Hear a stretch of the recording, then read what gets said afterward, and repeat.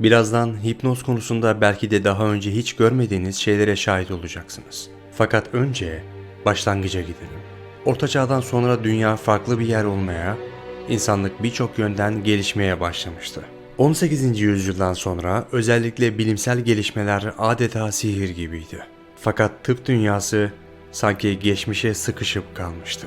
Ağrılı tedaviler, etkisiz yöntemler ve yenilenmeyen iyileştirme teknikleri insanların korkulu rüyası gibiydi. İnsanlar neredeyse ölmekten çok hasta olmaktan korkuyordu.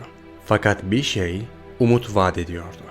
Daha doğrusu bir doktor, Anton Mesmer. Kendisi manyetik iyileştirme yöntemini keşfettiğini iddia ediyordu. Üstelik bunu sadece ellerini kullanarak yapıyordu. Belki de öyle bir şey keşfetmişti ki insan anatomisindeki kilit noktayı bulmuştu. Ünü öyle yayıldı ki Fransa kraliçesi bile onun tedavi ettikleri arasındaydı. Ya da herkes tedavi ettiğini sanıyordu.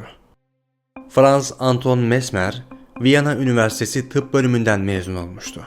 Önce yerçekimi gibi evrenin oluşumundan beri var olan kuvvetlere büyük ilgi duydu.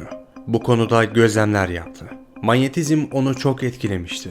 Araştırmaya devam ettikçe bunun insanları etkileyen görünmez ve gizemli bir kuvvet olduğunu düşünmeye başladı. Canlılardan yayılan bir takım titreşimler ve akışların varlığı.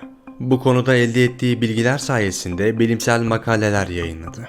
Mesmer, hastalarına süreç için yol gösterebileceğini düşündüğü demir taşlarını yutturdu. Mıknatısları kullanarak bunun dağılımını takip etti. Elleriyle yaptığı manyetik tedavilerin başarıya ulaştığını düşünerek bunu Fransız Bilimler Akademisi ve Kraliyet Tıp Derneği'ne onaylatmak için sundu. Fakat defalarca reddedildi. Bu reddedilmeler onu hırslandırmıştı. Mesmer artık Paris halkına doğrudan hitap ediyordu, birebir ilişkiler kuruyordu. Birçok insan rahatsızlıkları sebebiyle ona gelmeye başlamıştı. Öyle ki inanması güç olsa da 1780'lerde günde 3000 kişi ondan tedavi almak için sıra bekler olmuştu. Tedavi yöntemlerini gittikçe geliştiriyordu. İnsanları bir odaya toplayıp herkesin gözü önünde tedavi etmeye başlamıştı. Bu sırada arka planda hafif bir müzik çalmasının insanları daha da rahatlattığını düşündü. Tedavili seanslar sırasında bağıranlar ve kendinden geçenler bile oluyordu. Bu seanslar artık başka bir boyut kazanmıştı. İnsanlar sanki tedavi için değil de tatmin olmak için geliyordu. Sanki bağımlı gibiydiler. Hipnoz altındaki esirler gibi. İşler içinden çıkılmaz bir boyuta ulaşmıştı.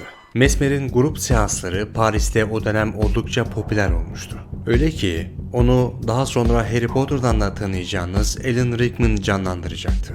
Mesmer o yıllarda tıpkı bugünkü bazı üfürükçü hocalar gibi görülüyordu. O dönem Fransa'nın büyükelçisi ve aynı zamanda bir bilim adamı olan Franklin, Mesmer'i araştırmak için bir ekip kurdu. Evet, kendisi doların üzerindeki Benjamin Franklin oluyor. Komisyon araştırmalar sonucunda Anton Mesmer'i şarlatan olarak nitelendirip ülkeden kovdu. Açıklamaları ise onun insanlar üzerindeki tek etkisinin hayal gücü satmak olduğuydu. Sonuç olarak ona yaptığı bütün işler için sahtekar damgası vurulmuştu. Peki bu doğru muydu? Tedavi olan onca insan aslında bir hiç miydi? Her şey kötü bir sonla bitmiş olsa da bu sadece hikayenin başlangıcıydı. Hipnozun ortaya çıkmasındaki başlangıç. Hipnoz bir tür yapay uyku veya uyku uyanıklık arası bir haldir. Ruh ve beden ilişkisinin gevşemesi sonucu insanlar tıpkı rüyadaymış gibi yönlendirilirler ve buna karşılık tepki verirler. Bunu şöyle düşünün. Rüyada olduğunuzda yaşadıklarınızı bazen gerçek bedeninizde hisseder, hatta gerçekmiş gibi bedensel tepkiler verirsiniz. İşte tıpkı bunun gibi. 1900'lere gelindiğinde Mesmer'in tekniğini kullanan hatta geliştirenler oldu. Onlardan biri de Sigmund Freud'tu. Freud, hipnozu ikinci zihin olarak adlandırıyordu. Hastalarını rahatlatarak onların bilinçaltına girmeye çalışıyordu. İşte tam da bu noktada onlarla konuşuyordu. Yaşanan tüm psikolojik rahatsızlıkların çocukluktaki travmalar olduğunu düşünüyordu. Ona göre tüm sorunlar bir şekilde cinsellikle bağlantılıydı. Fakat her insan sadece çocuklukta değil, zamanın getirdiği sıkıntılarla da her yaşta sorun yaşayabilir ve başlangıcı yaşadığı o aşama olabilir. Freud, verdiği konferanslar sonrası meslektaşları tarafından alaya alındı ve itibarsızlaştırıldı. Fakat bazıları Ondan ve Mesmer'den çok şey öğrenmişti. O yıllarda bu teknik bir şekilde daha da geliştirildi. Grup seansları insanların gözü önünde yapılıyordu. İşte buradaki seçilen insanlar hipnoz altındaki kişilerden oluşmakta. Hipnoz eden kişinin verdiği telkinlerle bilinçaltı şekilleniyor. Beyin kendini verilen telkinlere göre odaklıyor ve kişilere bunu gerçekmiş gibi hissettiriyor. Hipnoz altındaki kişiler şu an bisiklet sürdüklerini düşünüyor ve tepkilerini dışarıya yansıtıyorlar.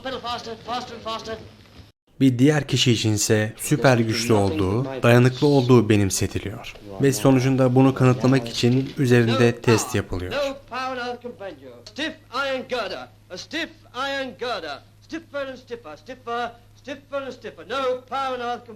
Yine aynı seansta çok soğuk bir ortamda oldukları telkin ediliyor.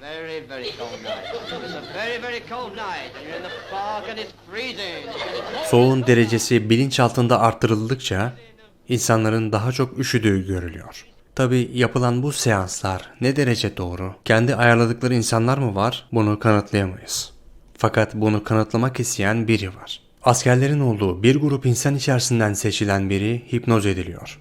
Hipnoz sonrası ona artık sen acı hissetmiyorsun şeklinde direktif veriliyor. Bunun sonucunda askerin eline bir çakmak veriliyor ve bunu göstermesi isteniyor. Normal bir insan buna elbette dayanamazdı. Aslında buradaki korkutucu olan şey, yani amaçlanan şey askerlerin bir şekilde acıdan uzak olması yönündeydi. Öyle ki akıllara savaşlarda acıdan yoksun asker topluluğu oluşturma fikri bile gelmişti. Hipnozun gücüyle.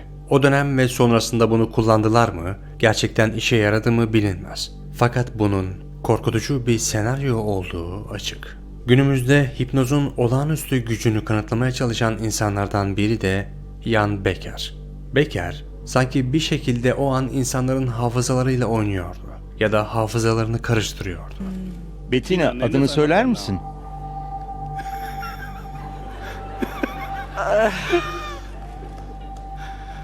Bu sadece bizim telkin gücümüz. Adımı unuttuğumu söyleyemem. Sadece dudaklarımdan çıkaramadım. Bu aslında daha önce bildiğiniz ama hatırlamadığınız bir şeyi hafızanızda bulmaya çalışmanıza benziyor. Onu biliyorsunuzdur, dilinizin ucundadır fakat hatırlayamıyorsunuzdur. Bunu çoğunuz yaşamıştır. İşte burada yaşanan şey de anlık olarak buna benziyor. Becker, kısa süreliğine Simi'nin hafızasından 4 sayısını silmek istiyor. Elimizin parmaklarını bir sayalım. 1, 2, 3, 5, 6. Burada baştan sayalım. 1, 2, 3, 5, 6, 6 daha kaç eder? 12. Aynı şekilde yine burada bu kişinin bildiği basit bir olgu sanki hiç var olmamış gibi duruyor. İşte burada aklıma gelen soru şu: bu insanlar bildiklerini mi unutuyor, yoksa o olgunun hiç var olmadığı bilgisi bilinçaltına mı telkin ediliyor? Yani bu bir hafıza karışıklığı mı, yoksa bilinçaltı kontrolü mü? Aslında hipnoz edilmenin birçok farklı yöntemi var. Bunu hayvanlar üzerinde daha iyi göreceksiniz.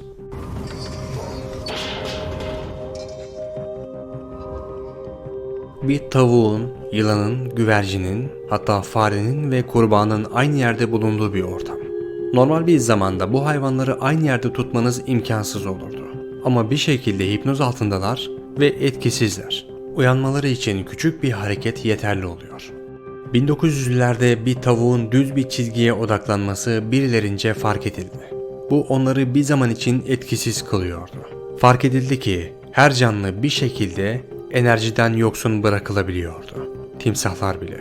Bu konuda eğitimli olan kişinin teması sonrası timsahlar ters çevrildiklerinde enerjileri tamamen yok olmuş gibi duruyorlar. Hindistan gibi ülkelerde yılan danslarının olduğunu görmüşsünüzdür. Müziğin etkisiyle mi yoksa yılanın odaklandığı şeye olan ilgisi mi bunu öyle esir yapıyor? İşte bu tam olarak bilinmiyor. Fakat bilinen bir şey varsa o da bir şekilde hipnoz oldukları. Birçok hayvan birçok farklı yöntemle etkisiz kalabiliyor. Buna hipnoz demek ne kadar doğru bilmiyorum. Belki de başka bir şekilde oluyordur. Ama bilinçlerinin kontrol altında olduğu bir gerçek. Beyin oldukça kompleks bir yapıya sahip. Tüm duygularımız, hayal gücümüz, becerilerimiz bu kapalı kutunun içerisinde saklı. İşte bu kutunun mutlaka bir anahtarı olmalı. Kim bilir? Belki de gerçekten birileri bu kutunun anahtarını bulmuştur. Now, sink into the floor. Sink.